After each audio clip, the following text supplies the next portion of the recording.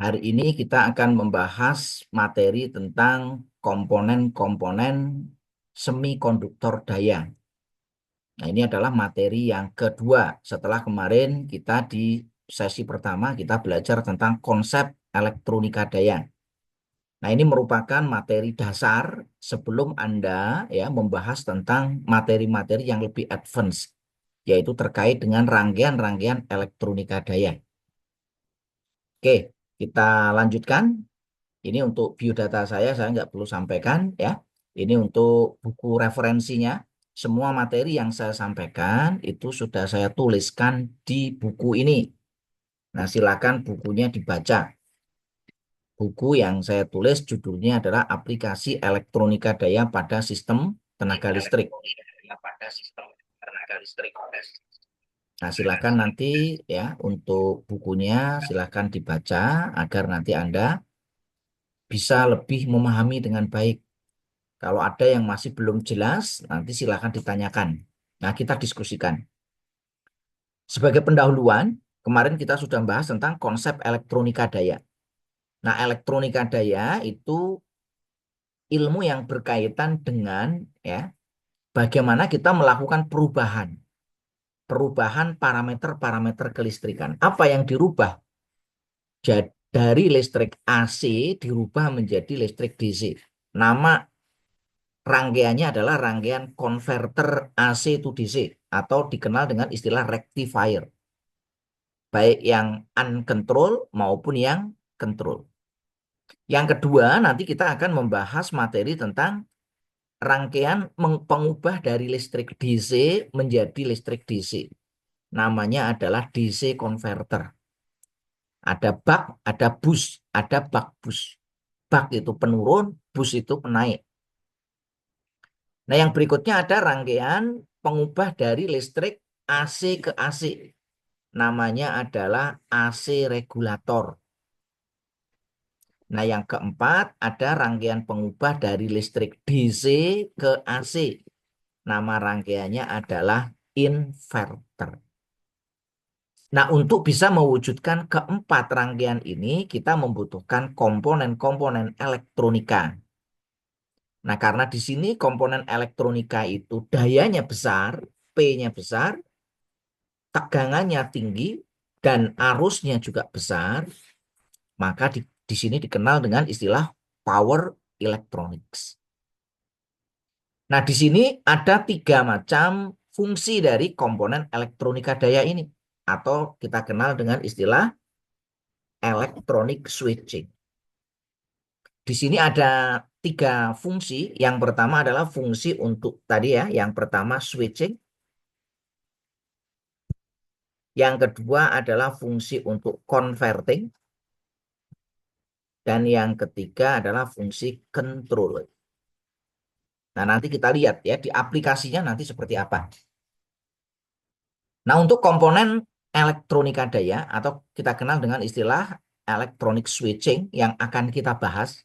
Karena di sini yang dibahas adalah komponen-komponen yang electronic switchingnya. Kalau komponen pasif kayak RLC dan teman-temannya itu nggak saya bahas.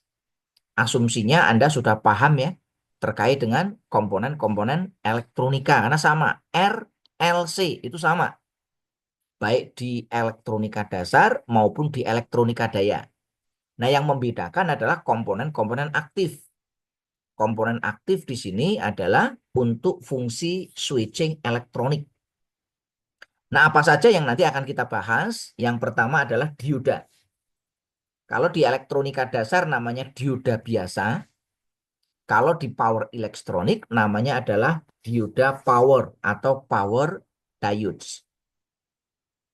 Yang kedua adalah komponen transistor. Nah, transistor itu jenisnya banyak. Yang Anda pelajari di elektronika dasar kebanyakan adalah transistor BJT. Anda kenal dengan istilah NPN dan PNP.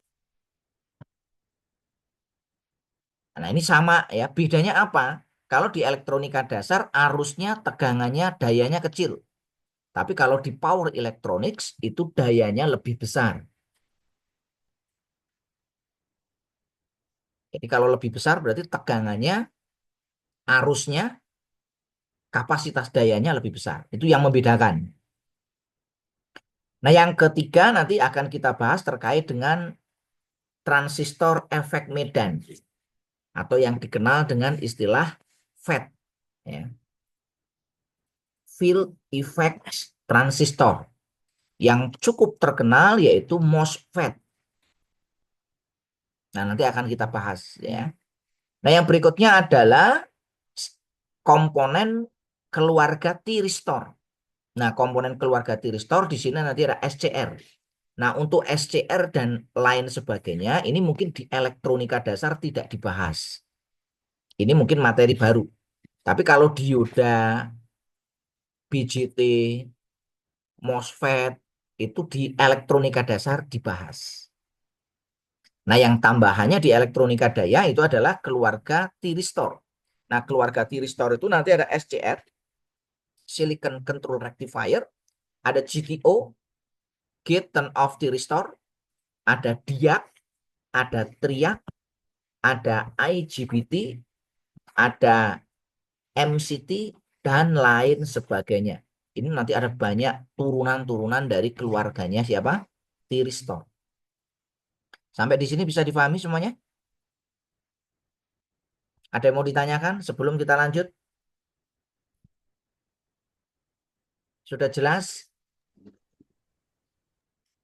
Oke, kalau sudah jelas saya lanjutkan, ya. Nah, sekarang kita bahas dulu komponen yang pertama, yaitu dioda power. Ini mirip dengan dioda yang Anda pelajari pada mata kuliah elektronika dasar. Simbolnya sama. Jadi dioda ada dua kaki, ada anoda, ada katoda. Masangnya tidak boleh kebalik. Kalau kebalik gimana? Rusak. Anda pernah praktik elektronika dasar. Jadi nanti hati-hati. Gimana cara membedakannya? Nah, nanti kita lihat, ya, gimana cara membedakan antara anoda dan katoda. Baik secara fisik maupun dengan alat ukur. Nah, ini Anda harus paham nih. Kompetensi yang harus kuasai, yang pertama Anda harus ngerti komponen dioda itu simbolnya seperti apa. Yang kedua, karakteristik idealnya seperti apa. Yang ketiga, karakteristik dalam kondisi realnya seperti apa. Nah, ini harus paham. Nah, untuk dioda, ya, karakteristik idealnya apabila dia diberi tegangan bias maju, maka dia akan on.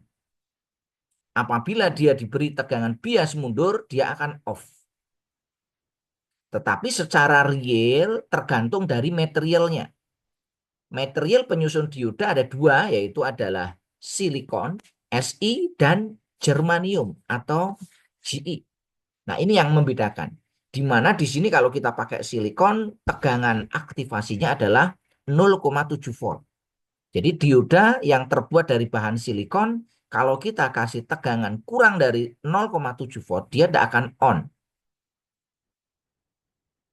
Sehingga dia tidak akan bisa bekerja. Jadi nanti kalau kita mau melakukan pengaktifan dioda, maka kita membutuhkan tegangan di atas 0,7. Tapi kalau Anda simulasi pakai software, kemungkinan besar ya pakainya modelnya ideal seperti ini. Asalkan tegangannya positif, dia langsung on. Sampai di sini bisa difahami semuanya? Nah, bentuknya dioda seperti apa? Ini bentuk dioda elektronika dasar. Bentuk dioda yang untuk daya kecil. Kalau yang dayanya kecil bentuknya seperti ini. Ada yang bentuknya lebih panjang. Nah, untuk yang dioda lebih besar, ini bentuknya seperti ini.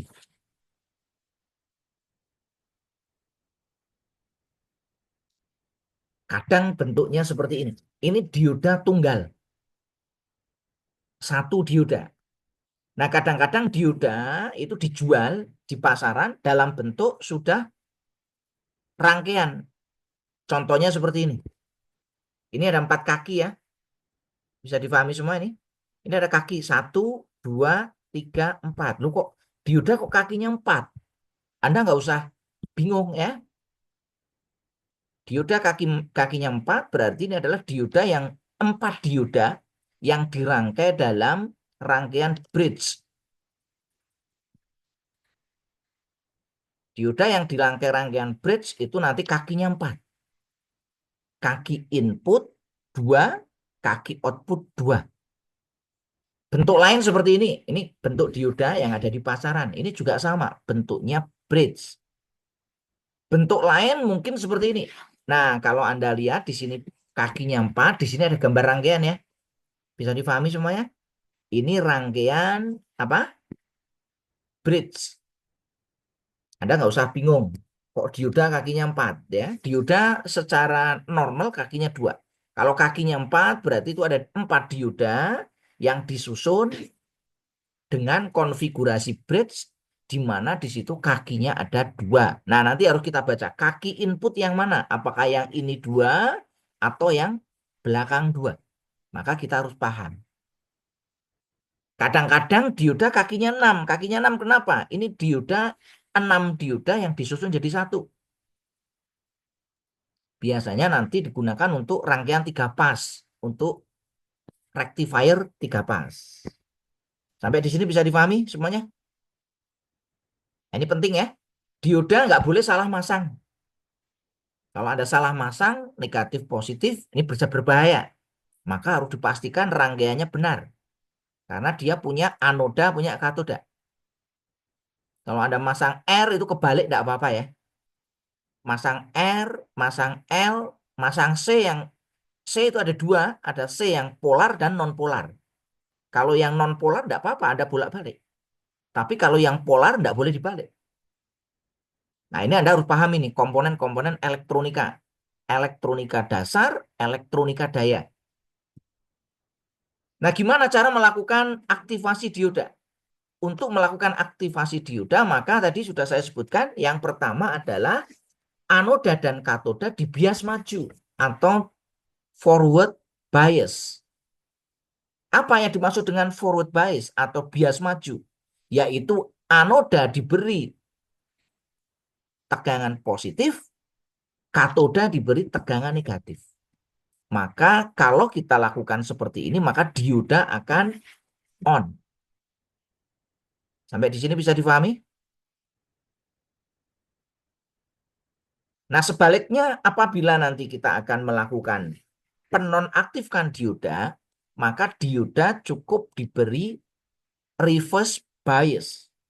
Apa itu artinya reverse bias? Yaitu anoda diberi tegangan negatif, katoda diberi tegangan positif.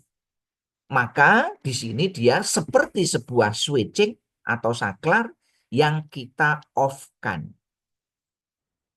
Nah, kalau dioda di-on-kan, maka kita bisa lihat di sini. Tegangan antara anode dan katoda sama dengan 0. Maka di situ arus dari anoda sama dengan arus beban. Sebaliknya kalau dia nanti dibias mundur, tegangan anoda dan katoda sama dengan tegangan sumber. Karena dia off, arusnya sama dengan 0. Sampai di sini bisa dipahami semuanya? Nah, sekarang kita lihat aplikasi dioda pada sistem tenaga listrik seperti apa. Nah, ini banyak ya. Di dunia industri aplikasi dioda banyak digunakan untuk apa? Untuk konverter dari AC ke DC. Sebenarnya ada banyak ya. Anda sudah pelajari di mata kuliah elektronika dasar. Dioda itu fungsinya sebagai apa namanya rangkaian cut off bisa ya. Bisa untuk latihan pengaman ya seperti dioda komutasi ya. Nanti bisa juga nanti digunakan untuk apa namanya pemotong gelombang ya, penjepit. Nah, tapi yang saya bahas di sini adalah aplikasi dioda sebagai konverter dari listrik AC ke DC. Listrik AC ke DC banyak dipakai di industri apa? Elektrolisis. Banyak dipakai di industri yang menggunakan proses elektrolisis atau electroplating. Misalkan di industri aluminium, di industri emas, tembaga, perak, ya, ini banyak sekali proses-proses yang menggunakan konverter dari AC ke DC. Proses-proses kimia banyak yang menggunakan arus DC. Karena sumbernya AC, maka kita membutuhkan apa? Dioda untuk mengimplementasikan dari sini. Nah, bentuknya ada banyak, nanti akan kita pelajari pada bab berikutnya, yaitu rangkaian penyearah yang tak terkendali. Bisa 1 fase, bisa 3 fase. Yang kedua, rangkaian penyearah terkendali. Ya, bisa 1 fase, bisa 3 fase. Ya, nanti akan kita bahas lebih detail pada materi selanjutnya. Sampai di sini bisa dipahami semuanya? Ada yang mau ditanyakan sebelum saya lanjut? Ya, pastikan Anda paham ya. Jangan sampai nanti Anda nggak paham.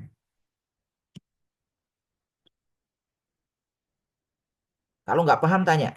Kalau nggak paham, nggak tanya, Anda akan celaka ya. Karena nggak ngerti. Nah, kalau nggak ngerti Mau ya nanti. bertanya, Pak, Ya, silakan. kalau untuk penyearah gelombang 1,5 fasa itu bagaimana ya, Pak? Ya, penyiaran nanti akan kita pada materi berikutnya. Jadi nanti ada rangkaian penyearah gelombang 1 pas, ada rangkaian penyearah gelombang 3 pas. Ada yang tak terkendali. Kalau tak terkendali pakai dioda ini ya. Kalau yang terkendali nanti pakainya SCR. Nanti akan kita bahas pada materi berikutnya ya terkait dengan rangkaian penyearah. Nah, nanti yang dimaksud dengan rangkaian pengendali tadi ada yang setengah di sini.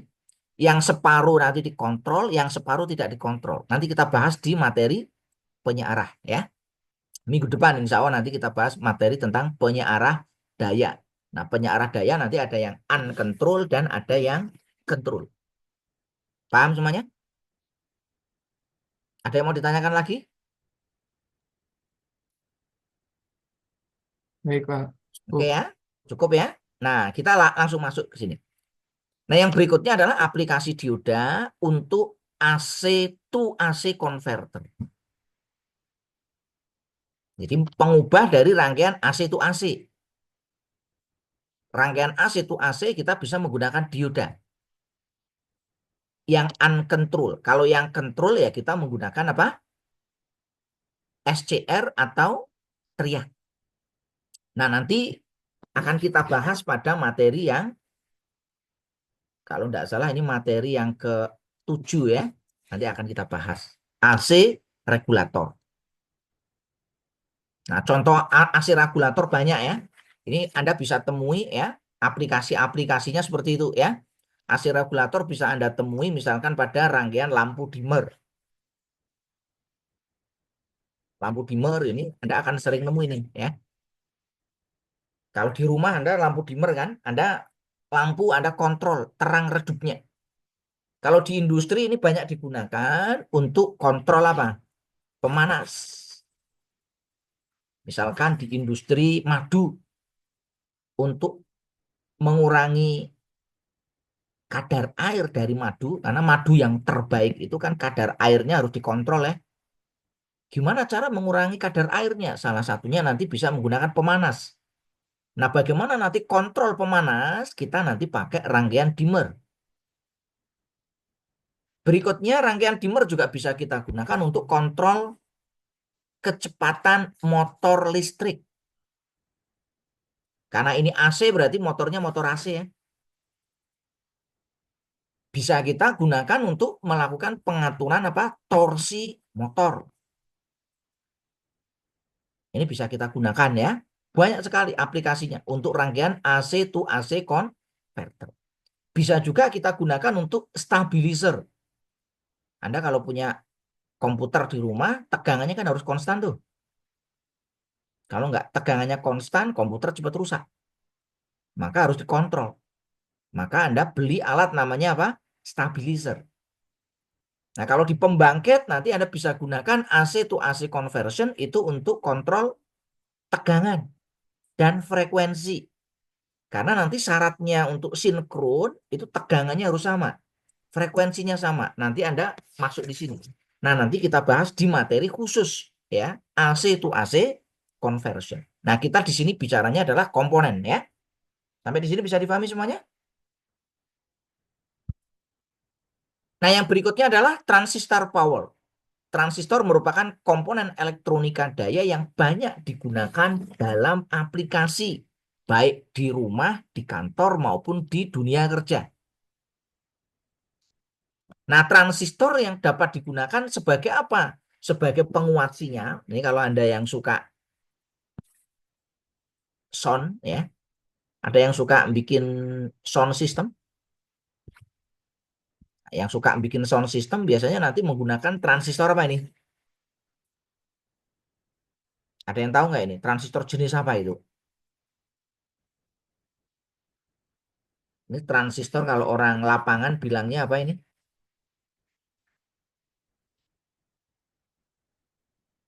Transistor jengkol. Ini banyak dipakai untuk sound system. Sebagai apa? Penguat sinyal, amplifier, ya. Di sistem kontrol nanti banyak dipakai untuk penguat sinyal. Karena biasanya sinyal-sinyal instrumentasi dan kontrol itu menggunakan sinyal yang sangat kecil. Supaya nanti bisa dibandingkan dengan set point, maka harus dikuatkan dulu. Ya, noise itu kecil sekali supaya nanti bisa direduksi, maka dikuatkan sehingga nanti dicarikan, ya, sinyal untuk filternya, ya. Nah, yang berikutnya transistor bisa digunakan untuk pembangkit gelombang. Nah, bisa juga kita gunakan untuk pengendali maupun rangkaian switching. Nah, yang nanti kita bahas itu nanti di rangkaian switchingnya. Karena di sini nanti pada aplikasi elektronika daya, transistor nanti banyak digunakan sebagai switching elektronik. Nah, ini jenis-jenis transistor yang ada di pasaran. Ya, tadi seperti yang saya katakan, transistor itu kakinya 3. Secara logik umum kakinya 3. Kadang-kadang kakinya 3 seperti ini. Kadang-kadang bentuknya seperti ini. Ya, kadang bentuknya seperti ini. Mirip seperti dioda, mirip seperti IGBT. Kadang-kadang dia dirangkai menjadi sebuah IC. Sehingga nanti kakinya banyak, ya, karena dia terdiri dari banyak transistor. Sampai di sini bisa difahami semuanya? Kadang-kadang pemasangannya membutuhkan soket seperti ini. Supaya nanti kalau kita proses penggantian itu bisa dilakukan dengan mudah. Oke, yang pertama kita bahas terkait dengan transistor BJT. Transistor BJT ini sudah Anda pelajari di rangkaian elektronika dasar. Sudah paham semua atau masih belum paham nih rangkaian transistor BJT, ya? Rangkaian transistor BJT itu terdiri dari 3 kaki. Kakinya yaitu adalah basis, kolektor, dan emitor. Konfigurasi yang banyak digunakan itu adalah common emitter. Maksudnya common emitter apa? Common emitter artinya emitornya dihubungkan dengan ground. Maka dikenal dengan istilah common emitter. Yang paling banyak digunakan itu NPN. Selain itu nanti ada PNP. Nah, kalau kita belajar tentang transistor, kita itu mirip seperti kita belajar terhadap keran air. Jadi misalkan ini ada keran, keran itu untuk mengalirkan air. Maka air mengalir dari mana ke mana?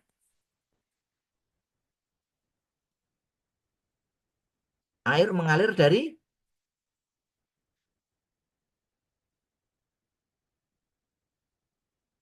mana, Mas? Air mengalir dari mana ke mana? Hulu ke hilir, Pak. Yaitu secara alami. Alami itu air mengalir dari atas ke bawah. Tapi tidak selalu. Tidak selalu air itu mengalir dari hulu ke hilir. Bisa saja dari hilir mengalir ke hulu. Contohnya apa? Air yang mengalir dari bawah ke atas, air mancur. Jadi yang benar air itu mengalir dari mana? Dari yang tekanan tinggi ke tekanan yang lebih rendah. Paham ya semuanya, ya? Nah, di sini sama prinsipnya kalau kita belajar transistor, ya. Di sini ada aliran air dari mana ke mana ya, dari tekanan yang lebih tinggi menuju tekanan yang lebih rendah. Nah, di sini air dikontrol pakai valve. Kalau valve-nya ditutup, aliran airnya berhenti. Kalau valve-nya dibuka, maka akan mengalir arus. Kalau bukanya sedikit, alirannya kecil. Kalau bukanya lebih besar, alirannya lebih besar. Nah, ini sama persis kalau kita belajar tentang transistor. Transistor itu yang mengalir bukan air, tapi arus listrik. Arus listrik mengalir dari mana ke mana? Dari potensial yang lebih tinggi, karena di sini emitornya dihubungkan dengan ground, maka arus akan mengalir dari kolektor menuju emitor. Paham semuanya? Nah, kontrolnya ada di mana? Kontrolnya ada di basis. Kalau basisnya ditutup, ya, ditutup maksudnya gimana nutup basis? Arus basisnya sama dengan nol, itu artinya berarti basisnya ditutup. Maka tidak ada arus yang mengalir dari kolektor ke emitor. Analoginya tadi kerannya ditutup ya. Paham nih semuanya? Tapi kalau arus basisnya itu lebih besar dari nol, maka akan ada aliran di sini. Dari kolektor menuju emitor. Di sini ada IC, di sini ada IE. Bisa difahami semuanya? Nah, transistor mesti punya penguat ya, atau beta. Sehingga di sini arus yang mengalir di IC itu selalu membuat persamaan, yaitu beta kali IB.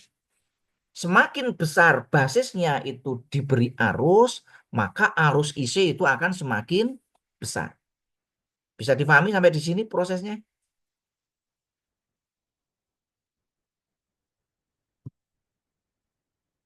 Ini ya, terkait dengan transistor NPN. Nah, yang kedua adalah transistor NPN. Ini kebalikan dari transistor NPN ya, yaitu PNP. Karena transistor itu adalah tadi bipolar junction. Jadi di situ ada B itu dua. Polar itu kutub. Junction itu adalah sambungan. Nah, sambungannya di sini. Ada PNP, ada NPN. Ya. Nah, transistor punya tiga daerah kerja. Daerah kerja pertama cut off. Cut off itu terjadi ya kalau dia IB-nya sama dengan 0. Paham ya ini ya? Jadi kalau IB-nya sama dengan 0, ya dia itu daerah namanya cut off. Ini daerah cut off. Yang kedua, daerah aktif. Daerah aktif itu kalau IB-nya lebih besar dari 0. Nah, maka kalau kita IB-nya lebih besar dari 0, maka dia masuk daerah aktif. Nah, di daerah aktif ini transistor berfungsi sebagai penguat. Kalau IB-nya 1, ya dia lebih IC-nya lebih besar dikalikan dengan beta. Kalau IB-nya 2, dia kalikan lagi. IB-nya 3, dia lebih besar lagi. Penguat ya. Nah, yang ketiga adalah daerah jenuh. Daerah jenuh itu saturasi. Jadi kalau IB-nya dinaikkan terus, maka transistor akan masuk dalam kondisi jenuh. Karena jenuh itu artinya apa? IC-nya tidak berlaku lagi hubungan sama dengan beta kali IB. Maka IB itu punya batas.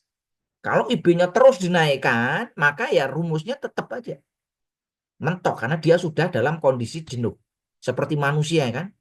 Kalau dalam kondisi jenuh dikasih apa-apa ya sudah nggak ini ya. Karena udah jenuh nih ya. Sampai di sini bisa difahami? Nah, bagaimana cara mengaktifkan transistor? Ini saya kira sudah dipelajari di mata kuliah elektronika dasar ya. Tadi untuk mengaktifkan transistor maka terminal kolektor dan emitor dibias maju. Maka polaritas emitor dan kolektornya itu bergantung jenis transistor. Apakah dia NPN atau PNP. Nah, yang kedua, IB-nya harus lebih besar dari 0. Maka di sini ciri kalau transistor dalam kondisi on, VCE-nya sama dengan 0 dan IC-nya sama dengan I beban. Nah, bagaimana cara membuat transistor off? Ya, gampang sekali. Untuk membuat transistor off, IB-nya dibuat menjadi 0. Sehingga nanti VCE-nya sama dengan VCC. VCC itu V sumbernya transistor ya. Dan V sumbernya sama dengan VCE tadi. Ya, VCE itu V sumber ya. VCC itu V sumber. Dan IC-nya sama dengan 0. Karena berlaku IC sama dengan beta kali IB. Kalau IB-nya 0 ya IC-nya 0. Kalau IB-nya 0, IC-nya 0, maka IE-nya juga 0. Ya. Bisa dipahami semuanya? Nah, ini analogi kalau nanti kita melakukan kontrol dengan menggunakan switching kapasitor. Bagaimana untuk mengontrol kapasitor itu on-off? Nanti di sini IB-nya, kita perhatikan di sini ya. IB-nya nanti kita generate pakai rangkaian pembangkit pulsa.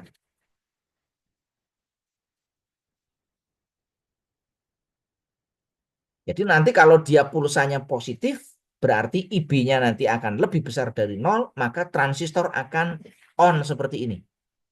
Ini mirip analogi dengan saklar on. Kalau mau matikan gimana? Ya tinggal nanti IB-nya kita buat 0 ya.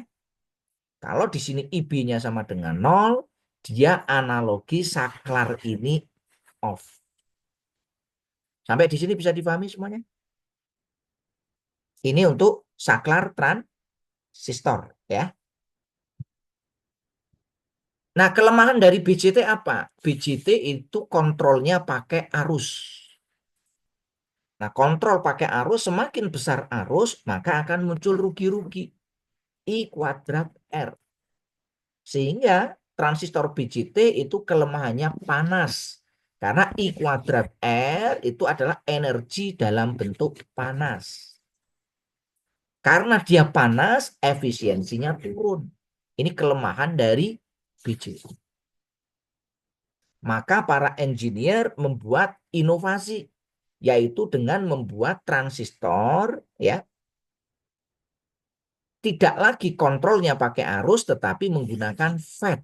Apa itu FET? Yaitu field effect transistor. Salah satu jenis FET yang terkenal yaitu adalah MOSFET. Jadi MOSFET itu jenis FET ya. Ini mestinya Anda sudah pelajari di elektronika dasar. Kalau belum ya enggak apa-apa. Ini menjadi penguat ya. Supaya Anda paham. Nah, berbeda dengan BJT, kalau BJT tadi kontrolnya pakai arus, FET kontrolnya pakai tegangan. Jadi nanti di sini kakinya beda ya. Kalau BJT itu adalah basis kolektor emitor, kalau di FET itu ada gate, ada drain, dan ada source. Jenisnya ada dua, ada positif FET dan negatif FET ya.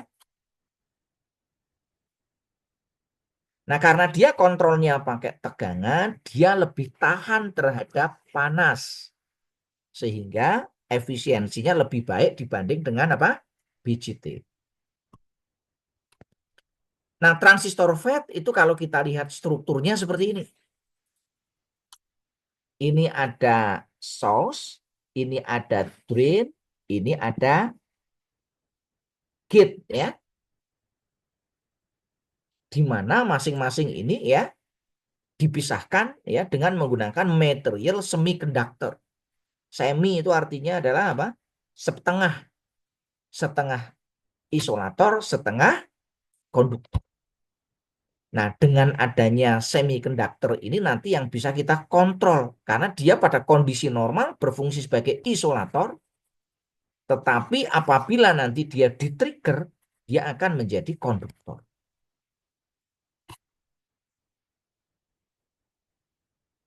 Oke ya, bisa difahami sampai di sini? terkait dengan FET ini. Karakteristiknya mirip dengan transistor BJT. Yang membedakan di sini adalah parameternya. Kalau tadi di FET, kalau yang tadi di ini kan kita ada arus basis, ada tegangan VCA, ya kan? Dan ada arus kolektor. Nah, kalau di sini yang membedakan di sini. Kalau di FET ya. Jadi nanti di sini ada arus drain, di sini nanti ada VDS. VDS itu tegangan antara kaki drain dan source ya. Dan di sini ada VGS. VGS itu berarti tegangan antara gate dan source. Karakteristiknya mirip. Jadi nanti di sini ada kondisi dia itu pada kondisi cut off, pada kondisi aktif, maupun pada kondisi dia dalam kondisi apa? Jenuh ya. Nah, ini kalau kita lihat simbolnya ya untuk tipe NFET ya, arahnya masuk. Kalau yang tipe ini arahnya keluar. Nah, gimana cara mengaktifkan untuk FET? Cara mengaktifkan FET itu berbeda dengan BJT. Untuk mengaktifkan FET yang pertama, terminal D dan S itu perlu dibias maju. Nah, di sini maka polaritas D dan S tergantung dari jenis FET-nya, apakah N atau P. Nah, dengan kita melakukan bias maju, VGS, tegangan antara gate dan source itu akan lebih besar daripada 0.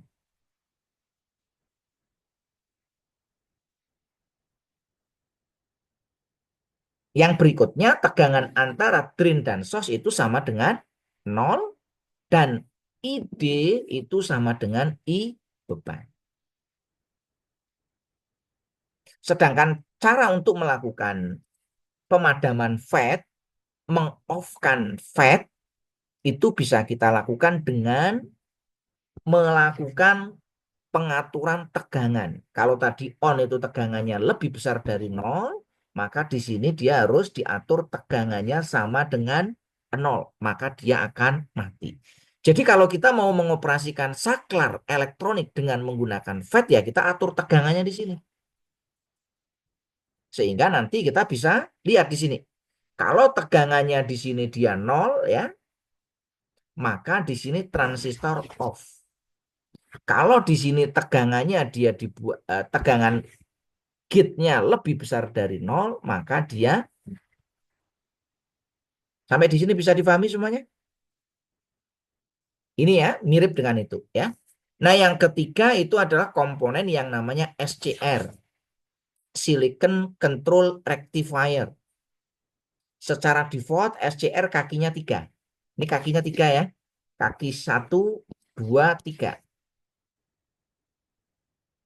Ini kakinya 3. Ini kakinya 3. Sama halnya seperti dioda, kadang-kadang transistor itu dirangkai dalam bentuk rangkaian bridge, baik 1 pas maupun 3 pas. Nah, sehingga nanti Anda harus pahami ya terkait dengan SCR ini. Nah, SCR itu terbentuk dari apa di sini? Sebenarnya SCR itu terbentuk dari 2 buah transistor. Silakan diperhatikan di sini ya. Jadi SCR itu terbuat dari 2 buah transistor. Satu transistor NPN, satu transistor PNP. Di mana antara N dan P-nya ini digabung jadi satu. Sehingga nanti di sini hubungannya adalah ini anoda, ini katoda, ini gate, di sini ada PNPN. Bisa difahami sampai di sini? Jadi kalau Anda nggak punya SCR nih, mau membuat SCR, bisa menggunakan 2 buah transistor. Kalau saya gambarkan rangkaiannya seperti ini ya. Ini transistor NPN yang bawah. Yang atas ini transistor PNP. Jadi nanti dirangkai seperti ini ya. Kaki basis dihubungkan dengan kolektor ya. Paham ya semuanya di sini? Nah, di sini nanti yang kakinya emitor di sini sebagai anoda, emitor di sini sebagai katoda. Sedangkan yang basisnya untuk NPN sebagai gate. Paham semuanya di sini? Sudah jelas? Nah, karakteristiknya seperti apa? Karakteristiknya dia ya mirip dengan dioda, tapi dia dua arah ya. Jadi transisnya dia ini ya. Nah, perbedaannya dengan dioda. Kalau dioda itu langsung on ya apabila dibias maju dengan tegangan lebih dari 0,7 untuk bahan silikon. Nah, kalau SCR seperti apa? Dia nanti membutuhkan trigger. Tanpa trigger SCR tidak akan on ya. Jadi di sini ya caranya mengonkan SCR. Anoda dan katoda dibias maju. Artinya apa? Anoda dihubungkan positif, katoda dihubungkan negatif ya. Yang kedua, gate-nya harus di-trigger dengan arus lebih besar dari 0. Nah, nanti lihat di datasheet-nya, dia arus triggernya berapa. Sehingga nanti VAK-nya, anoda katodanya 0, IA-nya sama dengan I beban. Bisa difahami di sini ya. Nah, yang kedua bagaimana nanti kita untuk melakukan off. Jadi sekali di-trigger yang namanya SCR itu akan selalu on. Nah, gimana cara mematikannya? Nanti mematikannya dengan metode yang namanya komutasi.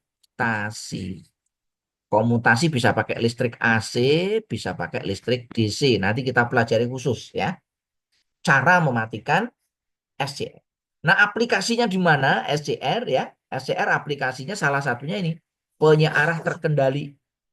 Ini penyearah terkendali 3 fase. Ini gelombang inputnya ya, nanti di sini akan kita searahkan ya, sehingga nanti akan menjadi gelombang yang lebih baik. Nah, yang lainnya kita juga bisa menggunakan SCR pada rangkaian apa? AC regulator. Ini nanti akan kita bahas khusus pada rangkaian AC regulator. Jadi nanti sabar dulu yang untuk ini nanti kita bahas ya. Rangkaian AC regulator seperti apa ya. Ini saya kasih contoh-contohnya dulu ya. SCR juga bisa digunakan untuk rangkaian kontrol. Misalkan ini kalau Anda nanti mau membuat rangkaian kontrol sederhana. Misalkan kita membuat rangkaian kontrol tangki air. Ya. Rangkaian kontrol tangki air ya secara otomatis. Nah, kita nanti bisa pasang sensor di sini. Ya. Nah, sensornya nanti kita hubungkan di SCR ya. Nah, nanti ini bisa kita gunakan untuk kontrol apa? Pompa. Oh, nanti kalau posisinya 1 nanti seperti apa, posisinya 2 seperti apa, posisinya 3 seperti apa. Ini bisa kita gunakan ya. Nah, yang berikutnya adalah diak ya. Diak itu dua dioda yang dipasang secara anti paralel. Ini ya diak ya. Simbolnya seperti ini. Nah, ini komponen diak ya. Mirip dioda. Kalau dioda itu satu arah, jalan Malioboro, jalan Solo. Tapi kalau diak itu dua arah. Jadi kalau dioda hanya dia akan on kalau dibias maju. Kalau diak itu mau dibias maju, dibias mundur tetap on, ya. Jadi karakteristiknya ya mau dibias maju, dibias mundur itu tetap on ya.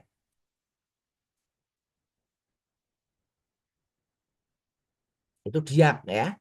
Nanti tergantung dari materialnya. Kalau materialnya silikon ya 0,7, kalau germanium itu 0,3. Nah, aplikasi diak untuk apa? Ya, ini biasanya diak untuk apa namanya? Membantu di dalam kontrol misalkan di sini ya. Kontrol lampu ya menggunakan teriak. Nah, untuk mengaktifkan teriak di sini kita bisa bantu dengan menggunakan diak. Bisa difahami semuanya? Ini salah satu aplikasi yang bisa kita gunakan ya. Nah, ini juga bisa kita gunakan untuk aplikasi-aplikasi yang lain ya. Ini diak juga. Nah, nanti Anda bisa simulasikan ya pakai Proteus atau pakai PSIM atau pakai software-software yang lainnya. Nah, yang ke berapa ini? 6 ya, yaitu teriak. Teriak itu sebenarnya diak yang dikontrol pakai arus. Jadi nanti kalau diak itu kan tadi nggak ada kontrolnya. Kalau teriak dia ada kontrolnya. Dia bolak-balik. Bisa ke atas, bisa ke bawah, bisa ke kiri, bisa ke kanan. Ya. Jadi dibias maju atau dibias mundur, teriak akan on. Ya. Nah, teriak itu nanti banyak digunakan untuk aplikasi-aplikasi ya yang ada di pasaran seperti ini. Ya. Nah, ini untuk mengaktifkannya seperti ini. Ya. Untuk mematikannya seperti ini. Jadi kalau mengaktifkan teriak ya, ya tinggal mau dibias maju boleh, mau dibias mundur juga boleh. Yang penting nanti arus IG-nya dibuat lebih besar dari 0. Tapi kalau mau matikan ya arusnya dibuat jadi 0 aja, udah mati ya. Aplikasinya di mana tadi? Ini banyak digunakan untuk apa? Dimmer ya. Nah, ini contohnya di sini ya. Ada punya lampu tidur seperti ini yang bisa Anda atur biasanya pakai putaran ini kan di sini. Ini ada ini ya. Ada lampu dimmernya, ada puter ya. Mau nyalanya seberapa? Ini sederhana sekali ya. Dimmer ini bisa untuk kontrol apa aja ya. Bisa untuk kontrol lampu, bisa untuk kontrol motor, bisa untuk kontrol pemanas ya. Bisa untuk kontrol apa lagi ya. Hampir semua bisa dikontrol.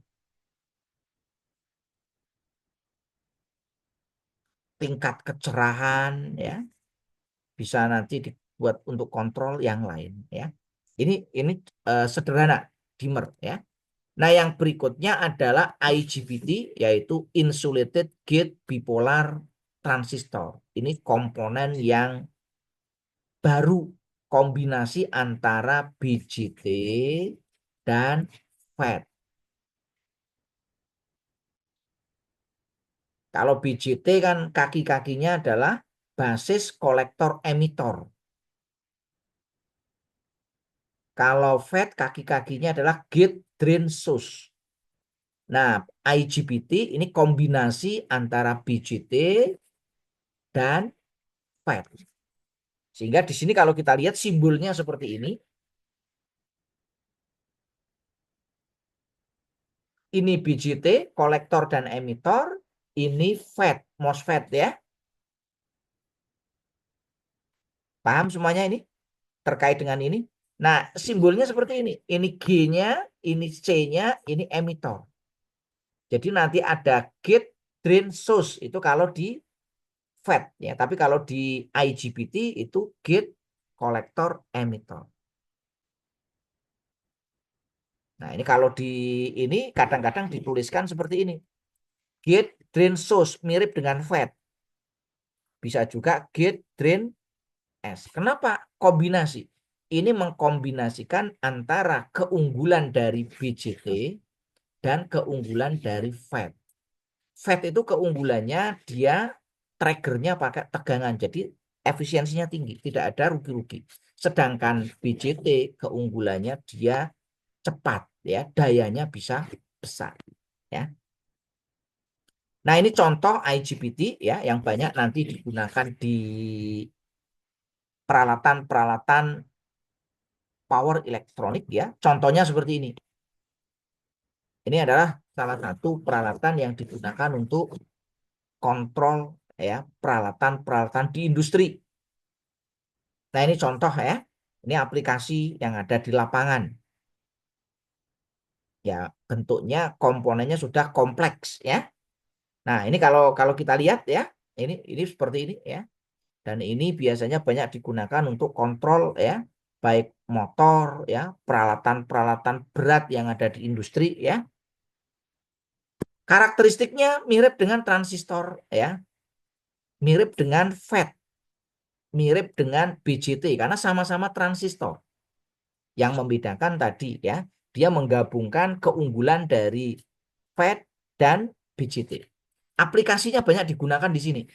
Kalau Anda lihat sekarang ya, di industri drone, di industri kontrol kendaraan berat ya, di industri kereta api listrik ya, mobil listrik ya, peralatan-peralatan ini ya, peralatan charger untuk apa namanya? EBT, komputer dan lain sebagainya. Ini banyak sekali ya. Nah, contoh aplikasinya di sini nih. Ini rangkaian inverter untuk kontrol motor. Jadi rangkaian inverter itu sebenarnya kan di sini ya. Alatnya namanya adalah VSD, Variable Speed Drive. Alat yang digunakan untuk mengontrol kecepatan putar dari ini. Kalau di kereta api namanya adalah VVVF, Variable Voltage, Variable Frekuensi ya.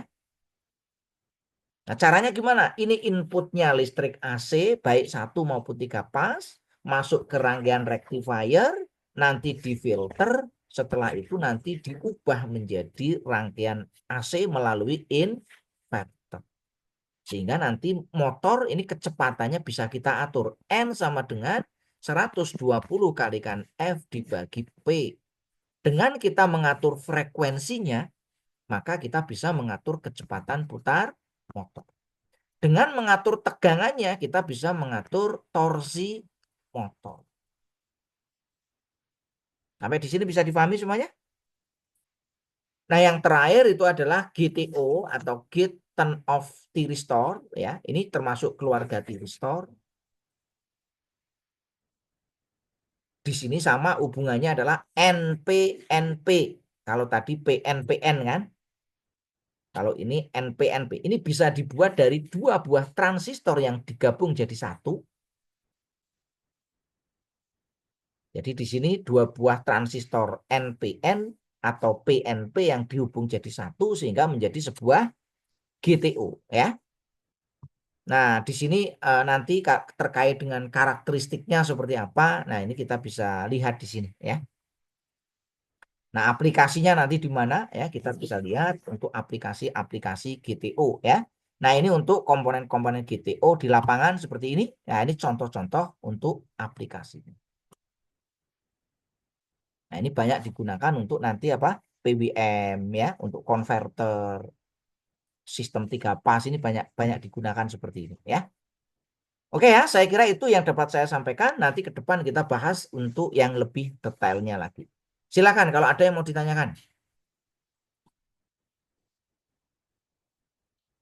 Monggo, ada yang mau ditanyakan?